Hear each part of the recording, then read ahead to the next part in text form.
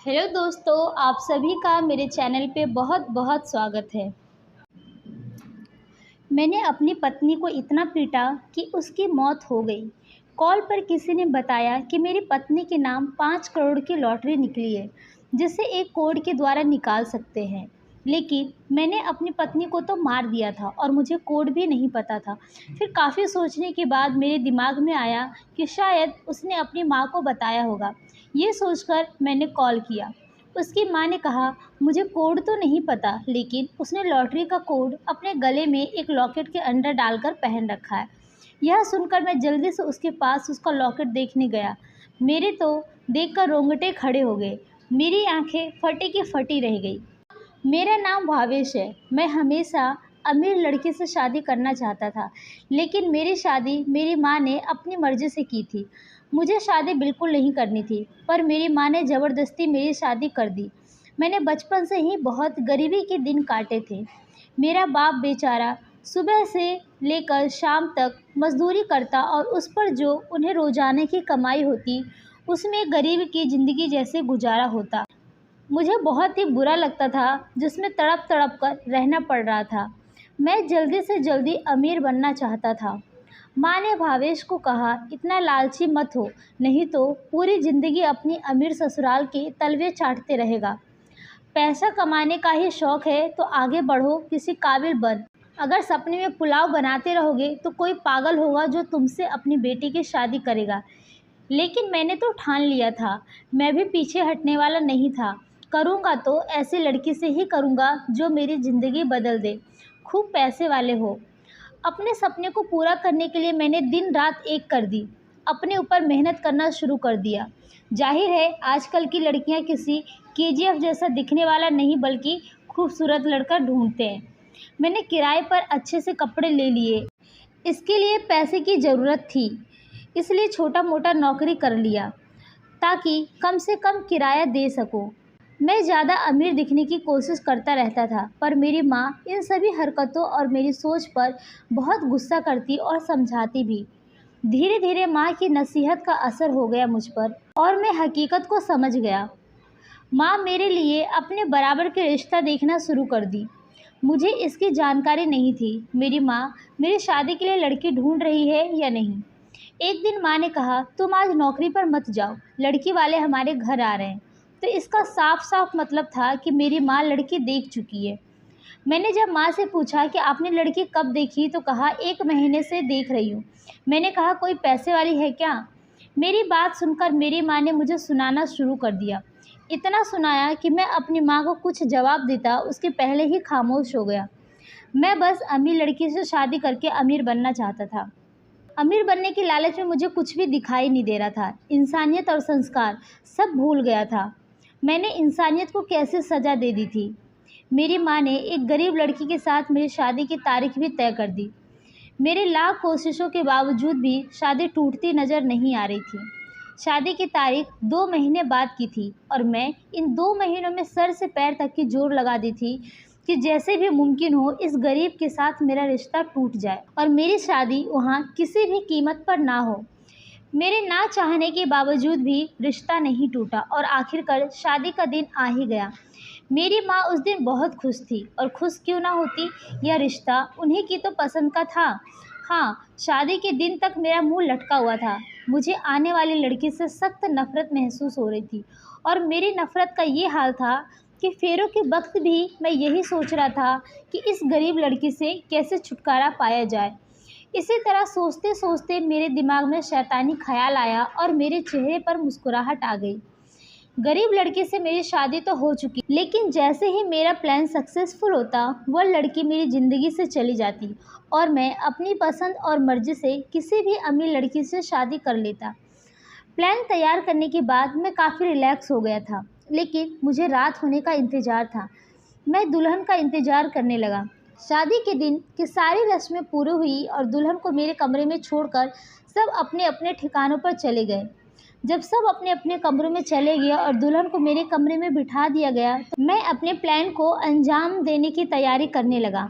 अंदर से मुझे डर भी लग रहा था, क्योंकि जो प्लान मैंने सोचा था वो बहुत खतरनाक था। अगर कोई सुनता तो डर से कांप जाता। मैंने अपने डर पर काबू पाया और वापस कमरे में चला आया। अपनी नई नवेली दुल्हन को बेड पर बैठा इंतजार करते पाया। मेरी दिल की धड़कनें बढ़ गई थी, इसमें कोई शक नहीं था। मैंने जैसे ही दुल्हन का घूंघट उठाया, मेरे चेहरे पर मुस्कुराहट आ गई। वो बहुत खूबसूरत थी। उसे देखकर मैंने अपना प्लान कुछ समय के लिए रद्द कर दिया और अपने सामने बैठी इतनी प्यारी लड़की पाकर इस मौके को कौन हाथ से गंवाना चाहेगा। वह भी तब जब वह लड़की उसकी अपनी पत्नी हो और उस पर वह पूरा हक रखता हो। मैं अपने सारे मंसूबे भूल गया। वह चुपचाप शर्माई हुई बैठी थी। उसका नाम अदिति था। वह खूबसूरत सी अदिति का मैं दीवाना हो गया और उसकी उंगली में सोने की अंगूठी पहना दी और मैंने उसे अपने सीने से लगा लिया तो मैं और भी सुकून महसूस किया। मेरी पत्नी मुझसे बहुत ज़्यादा खुश थी। मैं भी बहुत खुश था। इतनी सुंदर पत्नी पाकर मैं भूल गया था कि मैं अपनी पत्नी से छुटकारा पाने के लिए एक मंसूबा बनाया था। पूरा 1 महीना गुजर गया था। मेरी पत्नी अपने मायके जाना चाहती थी। मैं उसे छोड़ने मायके चला गया। आते वक्त मेरी पत्नी रोने लगी। कहा कि तुम भी मत जाओ। उसे बहुत मुश्किल से चुप कराया और कहा मैं शाम को वापस लेने आऊँगा। वापस आया तो मुझे फिर से अपना प्लान याद आया कि मुझे तो अपनी पत्नी से छुटकारा पाना था और किसी अमीर लड़की से शादी करनी थी। और आखिरकार मैंने सोच लिया कि मैं ऐसा करके ही रहूँगा। आज रात को मैं इसे पूरा करना चाहता था। मैं उस वक्त भूल गया था कि मेरी पत्नी अदिति मुझसे कितनी प्यार करती है, बल्कि वह मेरे लिए कितना लकी साबित हुई थी। जब से वह मेरी ज़िंदगी में आई थी, मेरी ज़िंदगी में खुशियाँ ही खुशियाँ थी। काम करने में भी मेरा मन लगता था, लेकिन उस समय मेरे सर पर पैसा सवार था और मैं जल्द से जल्द अमीर बनना चाहता था। शाम को वो अपने भाई के साथ ही वापस आ गई। वो बहुत ज़्यादा खुश लग रही थी। मुझे उसकी खुशी से क्या मतलब था। मुझे तो बस अपने प्लान को कामयाब करना था। आखिर वो घड़ी आ ही गया। रात के 2 बजे मैं छत पर गया और अपनी आवाज़ बदलकर चिल्लाना शुरू किया। अपनी पत्नी को पुकारा। अदिति ने कमरे में इधर-उधर देखा, मुझे नहीं पाया। मैंने दोबारा आवाज़ लगाई तो ऊपर छत पर चली आई। मैं गेट के पीछे खड़ा हो गया। वो जैसे ही छत पर आई, मैंने उसके सर पर डंडा दे मारा। चोट लगते ही वो नीचे गिर गई और शायद बेहोश हो गई थी। मैंने चेक किया तो मेरी खुशी का ठिकाना नहीं रहा, क्योंकि एक ही डंडे में उसका काम तमाम कर दिया था। कुछ ही देर में अदिति का पूरा शरीर ठंडा पड़ गया। हमारे छत पर एक पुराना कमरा बना हुआ था, जिसमें कबाड़ खाना भरा हुआ था। उस कमरे में कोई आता जाता नहीं था। फिलहाल मैंने अदिति को उस कमरे में रखकर एक बड़े से संदूक में डाल दिया और अपना काम ख़त्म करके जल्दी से नीचे आकर अपने कमरे में सो गया। मैं बहुत खुश था कि मैंने अपनी गरीब पत्नी से छुटकारा पा लिया है और अब मैं किसी अमीर लड़की से शादी कर सकता हूँ। सुबह हुई तो मैंने घर में शोर मचा दिया कि अदिति घर से भाग गई है। रिश्तेदारों में और पत्नी के घर वालों को भी यह बात पता चली कि अदिति घर छोड़कर भाग गई है। मैं नकली मगरमच्छ के आंसू बहाने लगा कि मेरे ससुराल वाले भी अपनी बेटी आदित्य को ही बुरा कह रहे थे। वे लोग मुझसे माफ़ी मांगते हुए कह रहे थे कि उसने उनकी नाक कटा दी है और मैं अंदर ही अंदर खुश हो रहा था। सोच रहा था कि चलो अच्छा हुआ, जैसा सोचा था वैसा ही हुआ। शाम तक कोई ना कोई हमारे घर आता ही रहा और जो भी हमारे घर आता अदिति को ही भला बुरा कहकर चला जाता। शाम को जब मैं अपने कमरे में आया तो मेरा मोबाइल बज उठा। मैंने फ़ोन नहीं उठाया। पता नहीं क्यों, मेरा फ़ोन उठाने का दिल नहीं किया। कमरे का खालीपन मुझे काटने को दौड़ रही थी। अदिति की कमी महसूस हो रही थी। मेरे सीने में एक दर्द की लहर दौड़ उठी कि शायद मैंने अदिति को मारकर अच्छा नहीं किया। मेरी आंखों से आंसू की 2 बूंदें छलक गई। फिर से मेरा फ़ोन बजा, लेकिन मैंने फ़ोन काट दिया। मेरा बिल्कुल भी मन नहीं कर रहा था किसी से बात करने का। इतने दिनों तक अदिति की बाहों में सोने की आदत पड़ चुकी थी। अदिति के बिना बेड पर नींद नहीं आ रही थी। एक बार फिर से फ़ोन बजा तो इस बार मैंने फ़ोन उठा लिया, लेकिन दूसरी तरफ से जो कहा गया उसने मेरे होश उड़ा दिए। दूसरी तरफ एक आदमी बोल रहा था, अदिति का नाम लेकर कह रहा था कि आपकी पत्नी अदिति के नाम 5 करोड़ की लॉटरी लगी है। कूपन कोड को डालकर लॉटरी के पैसे ले जाए। यह सुनकर तो मेरे होश ही उड़ गए थे। मैंने जल्दी से अपनी पत्नी के माँ के फ़ोन करके कूपन का कोड पता करना चाहा। उसने कहा मुझे कोड नहीं पता और उन्होंने ये भी बताया कि अदिति कुछ समय पहले एक लॉटरी में हिस्सा लिया था। उसका कोड अपने लॉकेट में डालकर उसी ने अपने गले में पहन लिया है। उन्होंने पूछा, अदिति कैसी है, वो ठीक तो है ना? यह सुनते ही मैं चुप हो गया और फ़ोन रखकर जल्दी से कमरे का दरवाज़ा खोला जिसमें अदिति को मार कर रखा था। लेकिन संदूक में झांकते ही मेरे रोंगटे खड़े हो गए। पैरों तले से ज़मीन खिसक गई। मैं डर के मारे ढक्कन वहीं छोड़ दिया और जल्दी से आकर अपने कमरे में आकर बैठ गया। लंबी लंबी सांस लेने लगा। मेरा पूरा शरीर कांप रहा था। संदूक वाला दृश्य मैं आंखों से हटा नहीं पा रहा था। मेरे दिमाग ने काम करना बंद कर दिया था। उस वक्त मैं लॉटरी के बारे में भी भूल गया था। एक और नई मुसीबत मुझे अपने ऊपर मंडराती हुई नजर आ रही थी। मैंने सोचा कि यहाँ से भाग जाता हूँ। यह सोचकर मैंने अपना बैग तैयार किया, उसमें कुछ कपड़े डाला। फिर सोचा, कोई पूछेगा कि मैं कहाँ जा रहा हूँ तो क्या जवाब दूंगा। यह सोचकर मैं रुक गया। मुझे कुछ भी समझ नहीं आ रहा था। पूरी रात उस लड़की की वजह से मुझे नींद नहीं आई। रात भर मैं बेचैन होता रहा। रात वाली बात याद करते ही मैं डर से कांपने लगा। पहली बार मुझे अपने लालच से नफरत होने लगा। इतना प्यार करने वाला पत्नी के साथ इतना गलत किया। मैंने यहाँ से भागने में ही भलाई समझी। पूरा दिन चुपचाप उदास होता रहा। ऐसा लग रहा था कि मैं सांस नहीं ले पा रहा हूँ ठीक से। मैंने खाना भी नहीं खाया। अभी मेरी माँ मेरे कमरे में आई। अपनी माँ को अपने कमरे में देखकर मैं नज़रें चुराने लगा। मेरी माँ मेरे पास बराबर में बैठ गई। माँ को मेरी हरकतें देखकर शक हो गया। माँ ने पूछा, क्या हुआ? किस बात से पति पत्नी के बीच ऐसा हुआ? ऐसा क्या हुआ कि तुम्हारे रिश्ते इतने ख़राब हो गया कि वो तुझे छोड़कर भाग गई? मैंने कहा, ऐसा कुछ नहीं था, सब ठीक था हमारे बीच। लेकिन मेरी माँ को मेरी किसी भी बात का कोई भरोसा नहीं था। मेरी माँ ने पूछा, सच सच बता, अपनी पत्नी के साथ तूने क्या किया है? मेरी माँ के सवाल ने मेरी बोलती बंद कर दी। अब सच बताए बिना मैं कहीं नहीं जा सकता था। अगर मेरी माँ ने एक बार ठान लिया है तो सब कुछ पता लगा कर ही रहेगी। फिर मैंने अपनी माँ को सारी सच्चाई बता दी। सच जानने के बाद मेरी माँ सिर पकड़कर वहीं बैठ गई। बहुत देर तक उनसे कुछ बोला ही नहीं गया और जब बोली तो बोली, अरे इतनी अच्छी तो थी, मेरी कितनी सेवा करती थी, इस घर को अपना मानकर और हम लोगों को अपना मानकर ही तो रह रही थी यहाँ पर। उसने हम पर कितना भरोसा किया था और तूने उसी के साथ धोखा किया। भगवान तुझे कभी माफ़ नहीं करेगा। और ज़ोर ज़ोर से रो रही थी। मैंने जैसे तैसे करके माँ को शांत किया। जब माँ थोड़ी शांत हुई तो मैंने कहा, माँ मैं अब यहाँ नहीं रह सकता, आप भी मेरे साथ चलो, नहीं तो आप भी किसी मुसीबत में पड़ जाओगे। लेकिन मेरी माँ ने एक नहीं सुनी। तो बैग उठाकर मैं अकेले घर से बाहर निकलने लगा तो मेरे ससुर का फ़ोन आया। फिर ससुर ने जो कहा उसे सुनकर मेरे कदमों तले से ज़मीन निकल गई थी। मैं फ़ोन रखकर वहाँ से भागना चाहा, लेकिन तभी घर के बाहर कुछ लोगों की आवाज़ आने लगी। कोई कह रहा था, दरवाज़ा तोड़ दो। माँ ने दरवाज़ा खोला। उस भीड़ में मेरे सास ससुर भी मौजूद थे। मेरी सास ने मुझे खामोश निगाहों से देखा था। मैं थोड़ा सहम गया और थोड़ा नज़रें इधर उधर घुमाने लगा, लेकिन पीछे देखकर मेरी और मेरी माँ की चीखें निकल गई।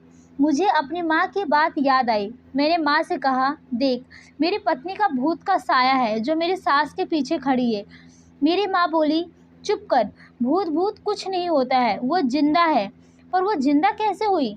तभी मेरे ससुर आगे बढ़कर आए। उन्होंने कहा, मुझे माफ़ कर देना, मेरी परवरिश में ही कोई कमी रह गई थी जो अदिति ने मुझे ये दिन दिखाया। लेकिन अब आगे से कुछ ऐसा किया तो मैं इसे जिंदा नहीं छोड़ूंगा। अदिति का हाथ मेरे हाथ में देते हुए शर्मिंदा होकर कहा, मुझे लगा आप लोग इसे दोबारा नहीं अपनाओगे। माँ ने कहा, ऐसा कुछ नहीं है। मेरी पत्नी को छोड़कर वह लोग वापस चले गए, लेकिन मेरे सवालों के जवाब अभी भी बाकी है। मैंने आदित्य की तरफ देखा, लेकिन वह खामोशी से अंदर कमरे में चली गई। मेरी माँ तो खुद नहीं जानती थी। मैं और मेरी माँ अदिति के सामने आकर बैठ गए। अदिति ने कहा, आप यही सोच रहे हैं ना कि मैं तो मर गई थी, फिर मैं जिंदा कैसे हो गई? और बाकी आपके बेटों ने तो मुझे मारने में कोई कसर नहीं छोड़ी थी। लेकिन भावेश, इससे पहले मैं जानना चाहती हूँ कि तुमने मुझे जान से मारने की कोशिश क्यों की? मैंने अदिति को सब कुछ सच सच बता दिया कि मैं लालच में पड़ गया था। मैं पैसे कमाना चाहता था, आसान तरीके से अमीर बनना चाहता था, जो अमीर लड़की से शादी करके ही पूरा होता। इसके लिए तुम्हें मारना ज़रूरी था। माँ ने ज़बरदस्ती तुम जैसी गरीब लड़की से मेरी शादी कर दी। उसने कहा, मैं भी किसी सरकारी नौकरी वाले से शादी करना चाहती थी। आंखों में आंसू लिए बोली, मैं भी शादी से पहले शादी करने से इनकार कर रही थी। मैंने भी गरीबी में ज़िंदगी जी थी। मैं भी अमीर घर में शादी करके खुश रहना चाहती थी। मैंने अपने माँ बाप को मना भी किया था कि मुझे इस गरीब लड़के से शादी नहीं करनी। मेरे माँ बाप नहीं माने और भावेश, तुमसे मेरा रिश्ता हो गया। माँ की ममता की छाँव में और आपसे प्यार पाकर गरीबी भूल गई। मैंने इसे ही अपना घर मान लिया और आपसे प्यार करने लगी। पर तुम मेरे साथ ऐसा करोगे, मैं सपने में भी नहीं सोच सकती थी। मैं जब छत पर गई, भावेश ने मेरे सिर पर डंडा मारा था, तो दर्द की वजह से मैं नीचे गिर गई थी। मुझे पता चल गया था कि भावेश मुझे मारना चाहता है, इसलिए मैंने अपनी सांसें कुछ देर के लिए रोक ली। भावेश को जब विश्वास हो गया कि मैं मर गई, तो वो मुझे यहाँ छोड़कर चला गया। भावेश के जाने के बाद मैं संदूक से बाहर निकली और किसी तरह अपने घर पहुँची, तो दीदी ने दरवाज़ा खोला। हम दोनों कमरे में चले गए। मेरे सर से खून निकल रहा था। मैंने अपनी बहन को सब कुछ बता दिया। तुम्हें याद है, जब मैं अपनी माँ के घर गई थी तो तुमसे कह रही थी कि मैं तुम्हें कुछ सरप्राइज़ दूंगी, तो वह सरप्राइज़ यह था कि मैंने लॉटरी के पैसे जीते थे, और वह भी 5 करोड़ की। फिर मुझे पता चला कि मैं प्रेग्नेंट हूँ, मैं माँ बनने वाली हूँ, और यह खुशखबरी मैं तुम्हें रात को देने वाली थी, इसलिए आपका इंतज़ार कर रही थी। इसी बच्चे की वजह से मैं तुम्हारी बेवफाई सहकर भी जिंदा हूँ। मैं इसे खोना नहीं चाहती, और यह तुम्हारा ही बच्चा है। यहाँ से जाने के बाद मैं पूरा दिन अंदर कमरे में बंद रही। मेरे माँ बाबा को भी नहीं पता था कि उनकी बेटी उनके घर में ही है, और मैंने अपने माँ बाप को यह यकीन दिला दिया कि कुछ लोगों ने मुझे किडनैप कर लिया था। बड़ी मुश्किल से उनसे बचकर आई हूँ, इसलिए वो मुझे पहले पुलिस के पास कंप्लेंट करने को गए, और उसके बाद पुलिस को लेकर और अपने मम्मी पापा को लेकर मैं यहाँ आ गई। मैं तब तक यहाँ हूँ जब तक मेरा बच्चा जन्म नहीं लेता। उसके बाद मैं अपना कोई छोटी मोटी नौकरी कर लूँगी, लेकिन मैं चली जाऊँगी। उसकी बातें सुनकर मेरी आंखों में आंसू आ गया। मैंने कहा, प्लीज़ मुझे माफ़ कर दो। तुम ये बिल्कुल मत सोचना कि पैसों के लालच में मैं बदल गया हूँ। मेरा विश्वास करो, तुम्हें मारने के बाद भी मेरा दिल सुकून से नहीं था। मैं बहुत बेचैन था। मुझे एक मौका तो दो, मैं तुम्हें कभी शिकायत का मौका नहीं दूंगा। लेकिन उसने मेरी तरफ से मुंह फेर लिया। समय धीरे धीरे गुजरता गया। वो मुझसे बात नहीं करती थी। वो लॉटरी में जीते सारे पैसे मेरे सामने लाकर रख दी और कहा, लो सारे पैसे और अपनी लालच की भूख मिटा लो। लेकिन मैं अब तुम्हारी नहीं हो सकूंगी। मैंने वो सारे पैसे गरीबों को दान में दे दिया और रात दिन मेहनत करने लगा और अपने बल पर पैसे कमाने लगा था। थोड़े थोड़े पैसे भी जमा करने लगा। भगवान की अति कृपा हुई कि मेरे घर से सारी गरीबी दूर हो गई थी। कुछ समय बाद अदिति ने एक प्यारी सी बच्ची को जन्म दिया। मेरी खुशी का ठिकाना नहीं रहा। अब एक पल भी मुझे मेरी बेटी के बिना नहीं रहा जाता। धीरे धीरे वो बड़ी होने लगी। अदिति ने एक दिन साफ साफ कह दिया कि मैं इस घर में नहीं रह सकती, मैं अपनी बेटी को लेकर जा रहा हूँ। लेकिन अचानक मेरी माँ बहुत बीमार हो गई और बीमारी की वजह से उठ भी नहीं पा रही थी। पूरे 8 महीने तक मेरी बेटी ने पहली बार अपने मुंह से पापा जब कहा, तो लगा जैसे मुझे इस दुनिया जहाँ की सारी दौलत मिल गई। मुझे इतना खुश देखकर वो खुश हो गई कि मैं एक अच्छा पापा तो बन पाया, जो अपनी बेटी से इतना प्यार करता है। तो अपने लिए तो नहीं, लेकिन अपनी बेटी के लिए अदिति ने ज़बरदस्ती अपना फैसला बदल दिया था। मुझे माफ़ कर दिया। भले ही अपनी बच्ची के लिए माफ़ किया होगा कि मुझे यकीन होने लगा कि तुम बदल गए हो। आज का दिन मेरी ज़िंदगी का सबसे बड़ा दिन था। हमारी फैमिली पूरी हो गई थी। किसी बात का कोई दुख नहीं था। अब मेरे मन से लालच हट गया था। मैं समझ गया था कि ज़िंदगी में प्यार पैसों से ज़्यादा ज़रूरी है। तो दोस्तों, अदिति ने भावेश को माफ़ करके सही किया या गलत, अपनी राय कमेंट बॉक्स में ज़रूर बताइएगा। और अगर ये कहानी पसंद आए तो आप इसे लाइक एंड शेयर करें और मेरे चैनल को सब्सक्राइब करें।